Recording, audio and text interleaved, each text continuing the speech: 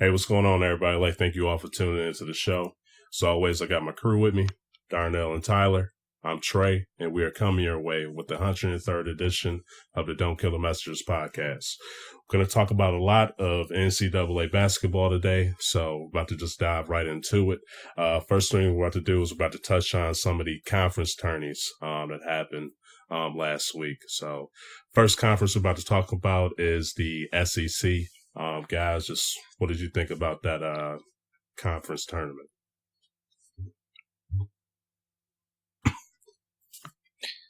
Yeah, I guess I'll start it off here.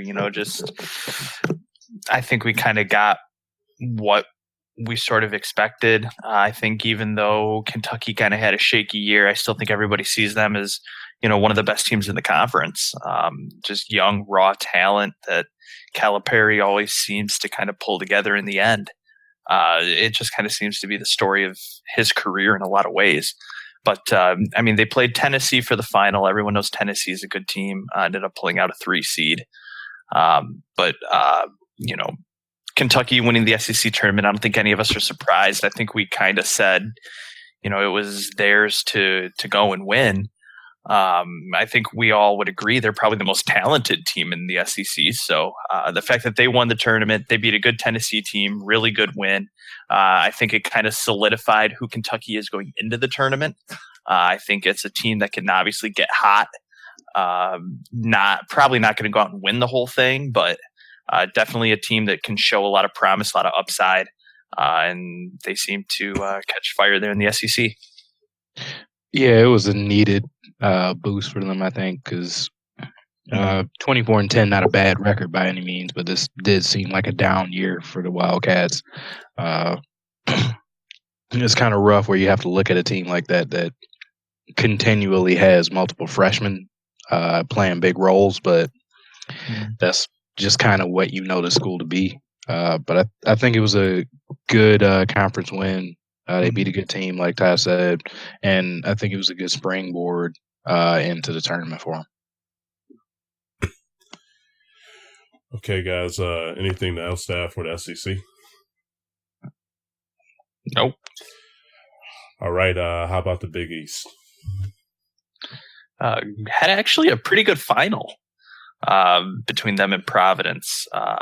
I think even though it ended up being about a 10-point victory for Villanova, it was definitely a closer game than it appeared from the final score. But that would have been a big blow for Villanova. I still think they would have held on to a 1 seed, but would have been definitely a big blow for them to lose that heading into the tournament, losing to a lesser Providence team. Still a very talented Providence team. I think they showed that they can definitely hang with some teams that are very fundamentally sound. That teams that have some decent size down low. I think they showed they can hang, they can board. But I just think the story there is Villanova looking to come out, be strong, and continue. Good tournament runs that we've seen from them in the last 3 to 5 years. Yeah, this was big for both teams. Providence, this game was in doubt basically up until this overtime happened, seeing as it went to overtime. Providence was making some big buckets, made themselves look very good in this game, and then I think it was good to get tested like that by Villanova, so they'll be a little more battle tested come tournament time. I guess it could make them a little more beat up, but I think it'll be good for them to see that everybody's going to be gunning for them. So, anything can happen. So they have to be on their best. And they were. So props to them. Now, were you guys pretty shocked when Providence got the win over Xavier? Was you guys expecting that at all? Or? No, I was surprised by that. Yeah, for sure. Yeah, I think I would jump on board with that, train of thought, definitely. But, I think what we saw out of Providence in this little run they had in the Big East, I definitely think we saw that they could potentially win a game or two in the tournament. I definitely wouldn't be scared to pick them in a first-round matchup. Okay. Now, what about the ACC? Real quick. Just to talk about my guy Grayson Allen real quick. That body check. Do y'all think he was dirty on that play or what? Absolutely. Yes. You think so? Absolutely on purpose. If you don't think that was on purpose, you need to go to an eye doctor or a psych. Or a psych ward. He needs to start being called Ric Flair. That's the dirtiest player in the game right there. Yeah. That definitely dirty there. Stick the butt out, make some contact. All right. Just had to make sure, but go ahead. Yeah. I think we got what we expected here. Virginia just been solid all year. Didn't do anything to wow you, but beat a really good North Carolina team. Well, kind of like you said about Kentucky. Kentucky had a good record, but still kind of viewed as a down year. Kind of the same thing for North Carolina, in my opinion. Good record, but wasn't a typical North Carolina team that we see. But still, I mean, you have to beat them in the finals. So definitely a good conference win for Virginia. They're continuing the dominance. I think they're poised for the tournament. Like I said, just they're so fundamentally sound, and it's what I always revert back to with them. They play good defense and they take care of the ball. So two really good ingredients for a recipe of a Final Four run. Yeah, I mean they showed that they're the number one team in the country. They did what they needed to do, beat a up and down North Carolina team, but they beat who was in front of them in the conference championship game, and they did it in their fashion. A little surprising actually. They put up 71, which is they've been different. That's the difference about them this year. They can actually score with some teams. And they needed a little bit more of that because North Carolina did get 63 on them, which is kind of high for what Virginia allows them to win. But it showed that they're going to be really scary to play in this tournament. They're actually pretty athletic. They still play good defense, but they can actually score this year. Mm-hmm. All right, guys. Anything else to add to that? Nope. No. All right, so now we're about to just get right into March Madness with the tournament about to happen. Guys, just what do you think on the overall rankings? Is there any teams that you think were rated too high, rated too low, or anything like that? Just how do you think the committee did just with the ranking of teams?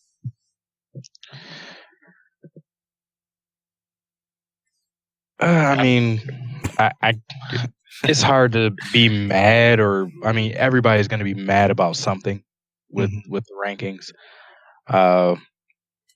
I guess, this is one of the years where I guess I'm a little bit more comfortable with everything. I don't feel like anybody's just grossly overrated or underrated. I think it was reasonably slotted this year. Mm-hmm. Yeah, I do think there are a couple teams that I think maybe will catch some people by surprise just because they don't get a lot of national notoriety. Particularly, I look at a team like Arkansas. Doesn't get a lot of TV time. They picked up a 7 seed, which, I mean, for a Power 5 conference team, a 7 seed is actually a little low. But, I mean, we're seeing a team that, there hasn't been a lot of talk about get a 7 seed, another team that doesn't get a lot of notoriety, mainly because of the conference they play in. But Seton Hall picked up an 8. I think they can be dangerous. I think there's just some teams that I think you kind of need to keep your eye on, but I wouldn't necessarily say anybody got really misseeded.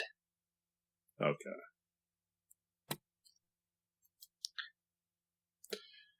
Now, just what about your guys' squads in their region? What are your thoughts just on that? How do you guys think Michigan and Michigan State affair, just with their rankings and their placement in their region? Yeah, I guess I'll go ahead and start. Michigan pulled the West region, which I'm actually okay about because that means they don't play till later and I can watch them after work. But one thing I'm actually really okay with for Michigan is I believe that they pulled the worst 1 seed. I think Xavier's the weakest of the 1 seeds. I'll talk about it a little bit more in depth once we get to some of the picks that we made. But I actually don't even think Xavier will make the final 8, the Elite 8. I like the way Michigan matches up with a lot of teams in their region. One team that I think would scare me biggest for Michigan would definitely be North Carolina, and I think that showed earlier in a matchup. Now, granted, that was at North Carolina. I do like Michigan on neutral floors. I think they play very well on neutral floors. North Carolina, played a really good game when they played Michigan the first time this season. So if Michigan were to get paired up with them, that would be a huge test. But in terms of their region as a whole, no one there exactly really scares me. I think you need to look out for Gonzaga, Ohio State, Xavier, and then obviously North Carolina. So you're really looking at the top, 5 seeds in that region that I think all could really do some damage. But I don't think any of the names outside of North Carolina really scare you in this region, but definitely some decent depth there. Yeah, I mean, just to touch on Michigan before I get to Michigan State, I mean, if I'm a Michigan fan, I actually pretty much love their draw. Yeah. Especially if you could get some help with UNC, that probably is the worst matchup for you guys. Just, I mean, if we're just going off the tape from the last game, they had their way with Michigan a bit. But yeah, like you said, Xavier's the weakest 1 seed, so that's the one that they probably would be able to scheme their way to beat. They have a path to get deep into the tournament, and also even with UNC being their worst matchup, I don't think anybody's just like, this is a great UNC team. No.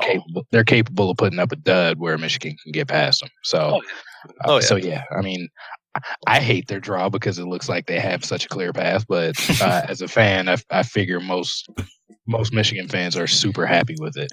Yeah, and I'll even tell you, kind of the buzz around a lot of it is get some help with North Carolina. A lot of people view, even if they have to see Xavier in the Elite 8, a lot of people think, Michigan matches up very well with Xavier. Stretch the floor, Michigan can run, just try to slow the game down a little bit, but they can run if they need to. But, Michigan, I don't want to say they take a Virginia approach because Virginia does it completely different, but Michigan likes that half-court game, slow it down. Yeah.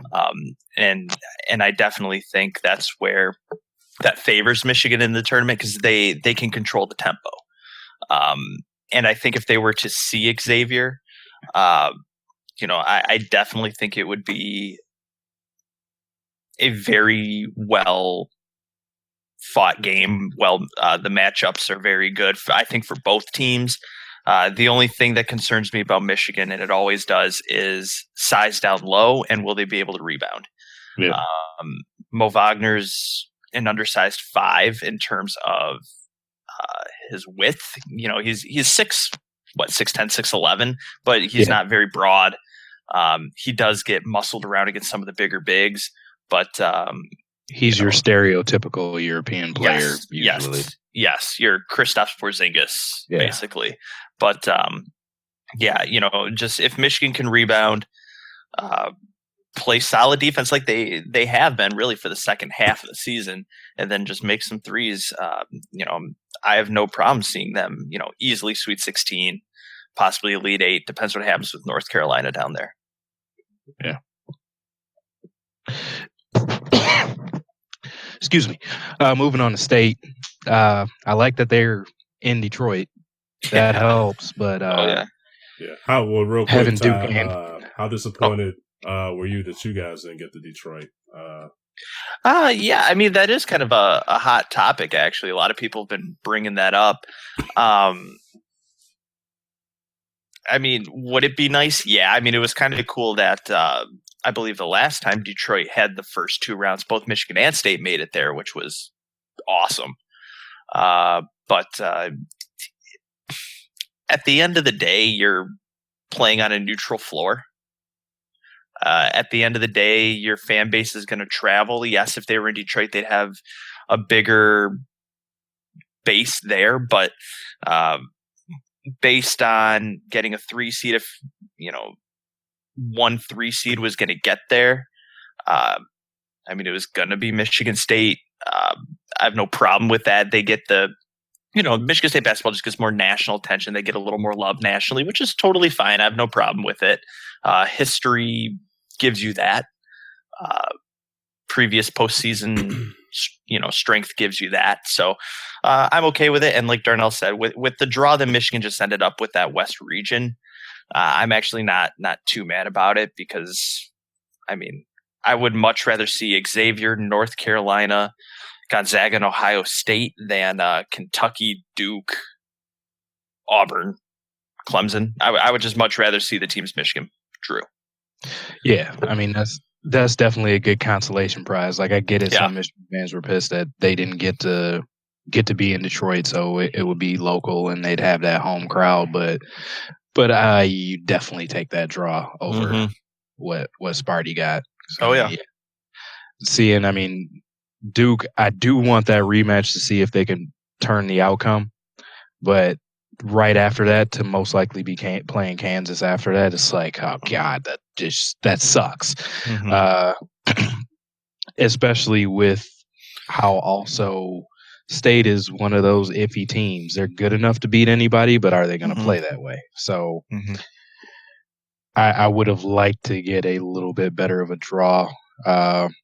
Yes, I'm praying for some help, like maybe Auburn gets hot and upsets Kansas or something like that to give us a better matchup.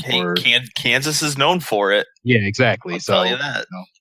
Hoping for a Bill self-destruction, if you will, and Oklahoma probably shouldn't be in the tournament. Going back a couple things, that's probably the one that did get in that shouldn't. But they would be the one.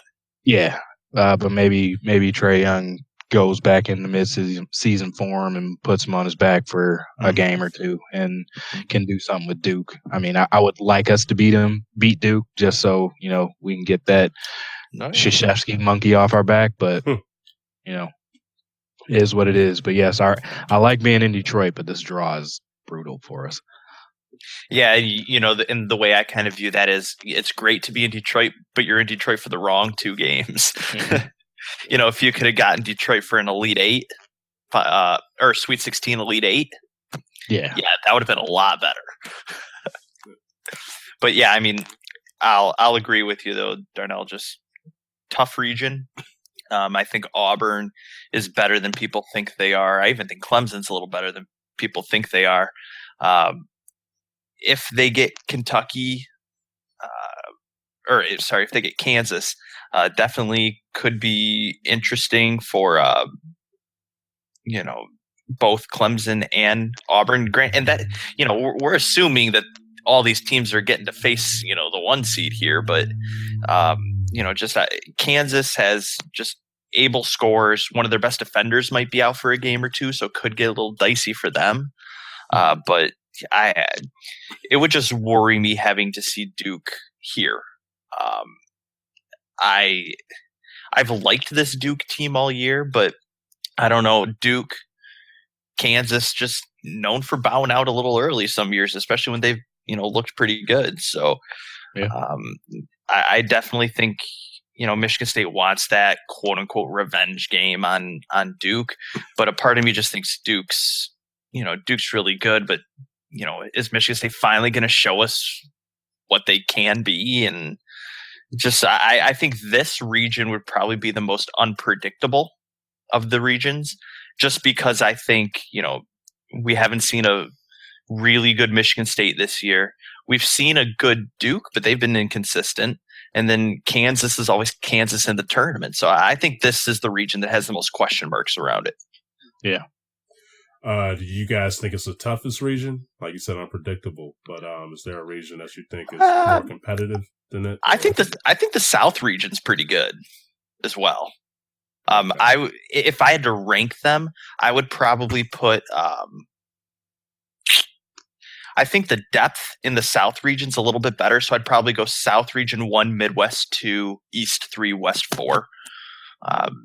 I just really like the depth in that South region to put them as the toughest. Okay. Yeah, Midwest is kind of top heavy. Mm-hmm. Okay. Like I feel like all of the top 4 ranked teams will probably easily win their matchups, but just late in the tourney, that's where it's gonna look rough. Okay. All right, guys. For the first round, what games are going to be have your most interest to check out? From looking at the tournament, for me, like I want to see that Kentucky Davidson matchup. Mm-hmm. Miami and Loyola. We were talking a little bit before we started. I think Loyola might be one of those little surprise teams, only for the first round or so, but I think they might be able to sneak in and do some things. And then I was also looking at that Houston San Diego State game. I think we might get is Fisher still there at San Diego State? I don't even know. I'll look it up. But if so, that might be a cool little second round matchup. If they do business. Nope, they got Brian. Yeah, Brian Dutcher. Okay. Never mind, but they still might, Yeah, but Brian Dutcher was still with Michigan under Fisher. Yeah, that's true. So you still might have the connection. Yeah, for sure. I think a couple first round matchups that I really like. I'm actually very into every single one of the 7-10 matchups. Looking at Nevada, Texas, Arkansas, Butler, Rhode Island, Oklahoma, and Texas A&M, Providence. I'm into every single one of those because I think every one of those 10 seeds has the ability to win. I just really like all those ones. They intrigue me right away. I think Darnell hit a few that I'm really going to be looking forward to. Kentucky Davidson. Let's see here. Another one he said was Houston San Diego State. I think those are just going to be really fun ones. I think Missouri's going to be an interesting game with Florida State, just because we don't really know what Missouri is since they've gotten Porter back. Just what are they going to be able to do? How are they going to look? They've played one game with him back, 2 maybe, but yeah, should. And then if I had to pick one more, it'd probably be one of those other 8-9s, probably Virginia Tech, Alabama. See if Colin Sexton can continue to bring the heat and lead Alabama to a first round. Yeah. All right, guys. Anything else to add for the games before we get into our picks? Yeah, we can hit the picks. All right. Let's get right into it. Who wants to go first with the Final Four? Oh, Final Four. So, yeah, I'll go ahead and at least preface it. I fill out multiple brackets every year, different Final Fours. I just do. So different Final Fours, but I am going to go with the one that I have for our bracket. I will use that one here. How many you fill out? As of right now, I only have 4. Oh, okay. That's really all I got. So I don't go too crazy with it, but I'll at least touch on. You got one with Michigan winning it all, right? Every year. Okay. Every year. All right. Hey, because if it happens, I want to say I picked it. So don't say anything about it. That's why I went homerific in this one. Yeah. Yeah. So I'll at least touch on a more serious note for the one that I did for us. I filled it out very seriously. The Final Four I have is Virginia coming out of the South, Michigan coming out of the West, Duke out of the Midwest, and Purdue out of the East. So only 1 seed. Okay. Do you want me to go a little further and give my final and champion? Yeah, go ahead. Yeah, in the final I have Virginia and Duke, with Virginia winning it all. Okay. Yeah, mine's a little more chalkish. I went with I did have Xavier coming out. I do think that they can work this out for the for their side of the bracket. Mhm. I have UNC coming out, and then I have Kansas and State. And then in the final, I have State. You can't have Kansas and Oh State no, in the I final can't. four. I'm sorry. Yeah, I'm looking at this on the web browser, and it looks all weird. Okay, I have UVA, Xavier, Villanova, and State. Villanova. Okay, so yeah, 1, 2, 1, 3. Okay. Yeah. So I have State over Villanova, UVA over Xavier, and UVA is kind of Michigan State's whipping boy as far as the tournament goes. So I think Izzo just kind of has their number. So State over Virginia, 68-62, low scoring affair. Oh yeah, for mine, yeah, I have as a score 64-57 as a final. So low. Right. Okay, for me, I have Virginia versus Xavier, so 1-1, and then I have Villanova versus Duke, and for the championship, I have Virginia beating Villanova 79-73.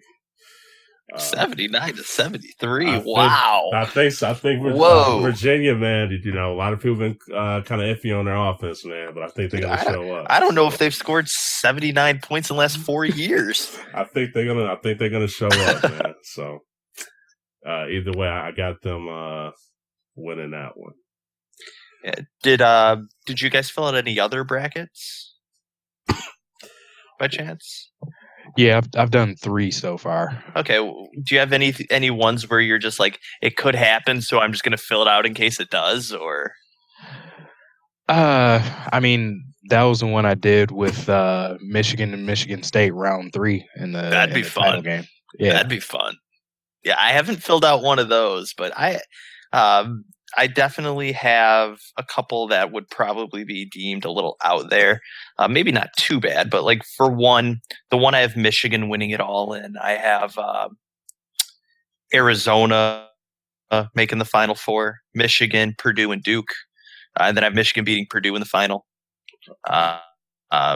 Around 3 there, or technically around 4 there. But then in another one where I'm in it with one of my fantasy football groups, just because I feel like everybody's going to be picking, a couple of the same teams. And if you want to win it, you have to make different picks. I have Cincinnati versus Michigan in the Final Four and Villanova versus Duke, with Cincinnati beating Duke.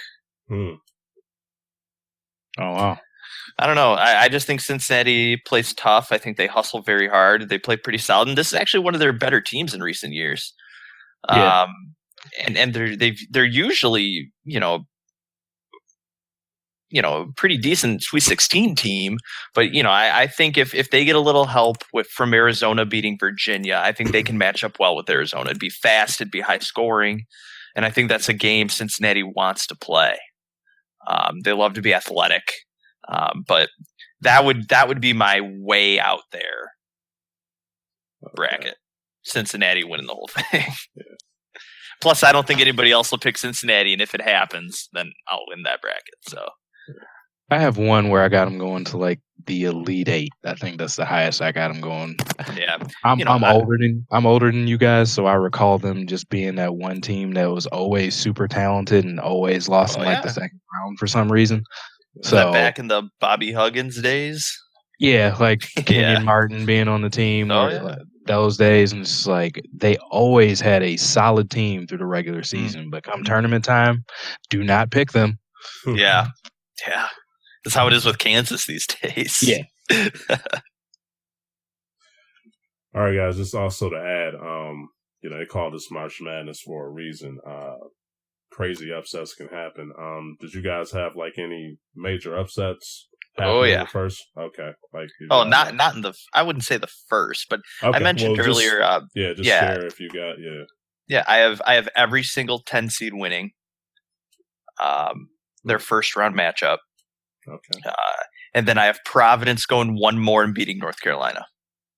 Oh wow! Okay. Yeah, and that's where Michigan gets their help. Is from Providence. I have Providence, and I also have Ohio State beating Xavier. Okay. Ohio State beating Xavier. Okay. Yeah, I have that Providence win, and like I said, Loyola. I think they might be a little bit of a surprise in the first round. Okay. All right, guys. Anything else to add for March Madness before we move on? Well, just do you guys feel as if there are any players, since it's being March Madness, this is really like a chance for them to really prove themselves? If you felt like they've been kind of disappointing a little bit through the year, anything, or? I don't want to say disappointing, but I think it's the time for Trae Young to solidify himself. Okay. Win a first round matchup, play really well against Duke. If Duke beats Iona, if he can put up, a combined 70, 75 plus points, who knows? Yeah. I did see an article that was a bold prediction for the tournament, and it was going to be one guy said Trae Young will put up 40 plus points in a loss to Duke. So that would help the draft stock. Yeah, it would. Yeah, so I think Trae, a lot of eyes are going to be on him because it's going to be, did Oklahoma deserve to get in? How are they going to perform? How's Trae Young going to look? I think it's a good time for him to really set himself apart, as well as DeAndre Ayton from Arizona. If they can make a run, he's already looking like he's going to be the number one pick. But, he can just kind of build his Arizona legacy. Okay. Do you think we've seen the best of Bridges yet, Darnell? Or I hope not. If we have, then that's not a good thing. Yeah, that's true. All right. Yeah, I think Bridges can prove a lot here too. He can only help his stock. I don't think he can hurt it, but he can only help it. Yeah. All right, guys. We're about to switch over to some NFL now. Has some crazy ads and releases happening so far. First, we got to touch Homebound with Eric Ebron. The Lions decided to release him. Just what are your thoughts about them releasing Ebron, guys? It's a good move for both sides, honestly. He's been just every fan's whipping boy with the drops and all that. It was just a bad marriage from the start. Being in Detroit, we're always suspicious of first-round picks. And when the first thing that every analyst said was he's super athletic, can make most plays, but he drops the ball a lot, everybody was like, oh, God, sweet. And he lived up to that. And if it was a tight game or if it was a big play and the ball was flying to him, you could expect it to go through his hands or him not to pull it in. And he is a talented kid. He has to fix that, but it was just not a good thing to put him here as a number one tight end. Maybe he'll fit in somewhere where he can be a number two type tight end, the opposite side of somebody else that's a little better. That could probably work out for him. But yeah, it's something that needed to be done. Yeah, I just kind of wonder what kind of a contract he was looking for. The only reason I say that is because yes, he has drops. Yes, probably wasn't going to be around a lot longer. But with Jimmy Graham now off the market, who are they going to go get? Yeah. Unless they're looking to draft this kid out of Penn State with their first round pick. Well, I hope not that again. No. Yeah, correct. But I'm saying, unless that's the plan, I don't want to necessarily say that there was no benefit to dropping him, but I don't see a lot of benefit to dropping him other than the fact that he's no longer your headache. Yeah. There's just nobody else out there. I mean, unless there's something we don't know. I just don't. I mean, great for Ebron, but also terrible for Ebron because no one was willing to trade for him. I mean, someone will sign him, but probably not for a desirable contract. So he'll end up with somebody who's paying him probably what he deserves. And he just is going to be somebody else's headache now. But I'm just going to be curious to see what the Lions do going forward. I mean, there wasn't really a backup plan to him. They drafted a tight end last year out of Toledo, but the dude only saw I don't even think I even remember his name being called during a game. So I'll just be interested to see what the Lions plan with it. Yeah. All right, guys. What about next with Tyrann Mathieu, Honey Badger? The Cardinals decided to release him. Just what are your thoughts on that? And is there any team you could see him being a good fit for? I mean, this just seems to be the season where people are getting let go. Mathieu, he's been up and down. He's shown some promise, but I mean, I don't think he'll ever be what he was at LSU. Just receivers are too big, basically. I think he'd work well in some type of aggressive defense where he's not. I hope he's still not looking to be the star of somebody's defense or anything like that. But like maybe a Minnesota or Philly, a team with an aggressive D like that. I think he could work well. Yeah, I even think. I mean, it's kind of tough because he's pretty decent in man-to-man. I want to say he could fit in with the whole mantra of Seattle. I don't know if he'd necessarily fit the system or not, but it's just going to boil down to who wants to pay him. Because I mean, that's why he's being released. He wouldn't take a pay cut, and I don't know really who out there is in the market for sign a big free agent safety, but somebody out there will probably give him something, and he'll be able to go with it that way. But I mean, I just think that he'll need to fit a team's culture probably a little more than he'll need to fit the quote unquote system, because he loves to play with that attitude, with that chip on his shoulder. So I think that's kind of where he'll be the fit. Okay. Now, what about Sam Bradford? Saying that he wants to go to the Cardinals. Just thoughts on him. I'm all right with it. I mean, he's probably going to be the starter unless he either hurts himself again or a miracle happens for somebody else. But he'll probably be the starter. He'll have Larry Fitzgerald to throw to for at least one more year. I think it's a very capable offense. David Johnson should be coming back. So it's a decent fit for Bradford. I mean, he'll be really good for Larry Fitzgerald. I mean, Fitzgerald doesn't need the long ball. He just needs quantity. You just got to force feed him, give him those mid-range throws, and that's something Bradford's more than capable of doing. So, I mean, I actually kind of like the fit there. I think that offense will still kind of revolve around what David Johnson's going to be able to do post-injury. So we'll have to wait and see what that looks like. Yeah, I actually think that's a solid fit, especially for a team that needs a quarterback that's not right at the top of the draft with everybody else. I mean, you can take a flyer on whatever's left outside of the quarterback class, but you can't guarantee that somebody you'll be able to start day one. Bradford could be that good stopgap for them if they want to try to draft their quarterback of the future and groom him, and just let Bradford do what needs to be done with that team for now. He's a steady quarterback when he's healthy. He did good things with the Vikings, so yeah, definitely not a bad pickup if they do that. Okay, up next we have Danny Amendola. What do you guys thoughts on him? Not signing with the Patriots. Yeah, a little surprising that he's going to be leaving the Patriots, only because it's he fit their system. That kind of 3-slot receiver kind of thing, and kind of chunk it down the field.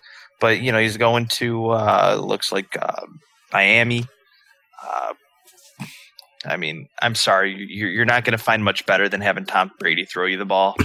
So I mean, if you're leaving that, you're kind of downgrading yourself. But I also get it. If a team's looking to move on, sometimes you just need to do what's best for both parties. If a team doesn't really want you anymore, sometimes you're just better off leaving. And we don't know the full situation there. So, I mean, best to Danny Amendola. Hope he can stay healthy still. He did a pretty decent job of that last year. But, I mean, going to Miami, it just builds depth. He's not going to replace Jarvis Landry, that's for sure. But, Miami's, finding themselves sliding down in the AFC. Yeah, pretty much in line with that. I probably feel like this was more of a Patriots decision not to re-sign him, more so than he decided to look elsewhere. We all know the rap on him. He doesn't usually stay healthy, but when he is, he's very serviceable, a solid receiver. But the Patriots are pretty much a cold-blooded organization. Once they feel you no longer are worth it enough to them, they're done. And I feel like this was probably it. Yeah, I pretty much I can agree with that, man. I'm really interested to see his numbers after this because like you said, Ty, he fit that Patriot system perfectly. So with him and Brady, man, him getting a good amount of yards and touchdowns and stuff off of that. It's just going to be interesting to see what his stats will be like because I definitely believe that he's going to have a down year after that. I don't really see the numbers being just as good just because that Patriot system was so perfect with him. But, Now, up next, we have Malcolm Butler. He decided to go to the Tennessee Titans. Just what are your thoughts on that? Do you guys think also perhaps with him not playing in the Super Bowl, you think that had played a major role in his decision not to come out to the Patriots? Yeah, okay. Yes. For sure. Yeah. Yeah. I mean, I would have been shocked if he stayed. To be quite honest, that's going to leave a sour taste in anybody's mouth. So the fact that he went elsewhere, not surprised. I mean, Malcolm Butler was one of the bigger cornerbacks in terms of free agency. But, just not surprised he went elsewhere. And we'll see how he does. Yeah, definitely has something to do with the Super Bowl. That just seems like that's just something you can't get over. And plus, soon after, everybody's trying to state their case, even him, on it. So, yeah, he had to go elsewhere. There was no fixing that. Yeah. All right, guys. Up next, we have Richard Sherman. Decided to kick it with the 49ers. Was talk with him. The Lions were interested in having a discussion with him, but decided to go to the 49ers. What do you guys think about him and 49ers? It could be good. The Niners definitely looked a lot better at the end of the year with Garoppolo heading the team up. I think they would still need to make some other moves to shore up that defense, but that's a good veteran. As far as just kind of leading that group, he's a smart player.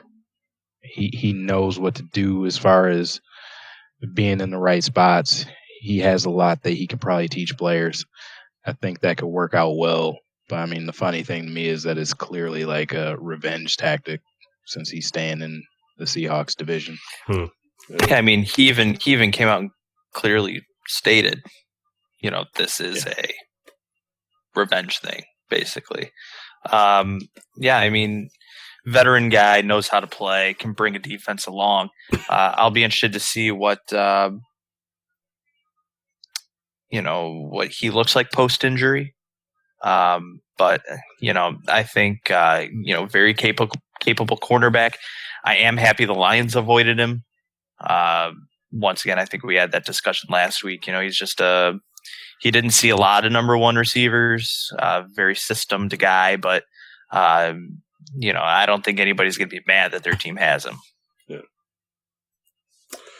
Did you guys feel as perhaps with Sherman, he probably signed a little too quick? You think like maybe should have wait a little bit to see like other offers and stuff. I kind of felt like it was kind of like just quick how he just went with the 49ers and stuff. Yeah, it was quick, but he said that revenge thing, playing a big role for him. So if there's going to be a team in that division that's going to offer you a contract, take it. If that's what you really want, if you want to play against the Seahawks, then got to be with the team that's going to see him twice a year. Yeah.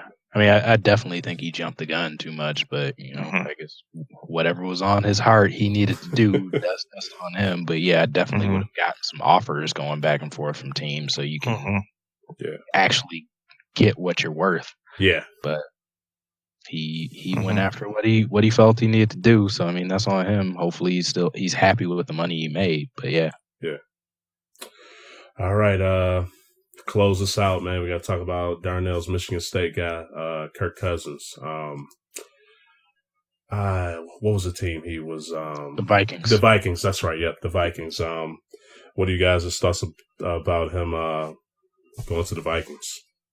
I think it's a really good fit. He goes into a situation where hopefully he should have a Pro Bowl caliber running back coming back with Dalvin Cook and two really good wideouts on either side, and a good tight end with Kyle Rudolph. So, and a top 5 defense. I don't think you could have asked for more. This division is not terrifying. Green Bay has Aaron Rodgers, but they're not. I don't think they're world killers or anything like that. And Chicago's terrible, and we don't know what the Lions are. So I think he put himself in a good situation to have a road to trying to get himself a Super Bowl ring. Yeah. I still think, the addition of Kirk Cousins definitely makes the NFC North in the top 3. I would boldly say in the top 3 toughest divisions in the entire NFL. I think based on the quarterback play, based on just kind of the overall of the team's competitiveness, I definitely think the NFC North is turning into a gauntlet. Especially if Trubisky can continue to progress. I actually don't think the Bears are a bad team. They just kind of need to find an identity. So, I think Cousins going there, definitely a win now ready team. It's just the idea that for me, you're walking into a tough division. Not that there's anything wrong with that. I do think that, Vikings are complete. They're ready to go, ready to fire. I'm a little shocked that they moved on from Case Keenum, considering what he did last year. And, I'm a little surprised by it, but if you can get Kirk Cousins, I understand. All right, guys. Anything else to add, whether NFL, NCAA basketball, before we close this out? Nope. Got my 2 days off starting tomorrow, so I'm going to be posted up watching ball. There you go. All right. There you go. Just for me, man, we didn't really talk much. We didn't talk about it at all, but NBA, that Western Conference is looking pretty ridiculous right now with the potential teams that could be out. Spurs could possibly end up not making it to the playoffs, which would, be a shocker if somebody would have said that before the season started. But it's just crazy, man. The West is always competitive, so it's going to be interesting to see how everything will play out for them in terms of just the NBA. So check that out as well. But all right, guys, as always, I appreciate y'all for checking us out. You can find this podcast on iTunes, YouTube, Stitcher, SoundCloud. Just hit us up in that search engine. We should pop up. Also, feel free to check us out on Twitter at DKM_cast. I'd love to hear from you guys on there. But till then, man, we're going to check out some March Madness, see how everything's going to play out in this tournament. Hopefully we won't have to destroy those brackets too soon. So we'll just have to check and see, man. But until then, we'll catch y'all on the next episode. Peace.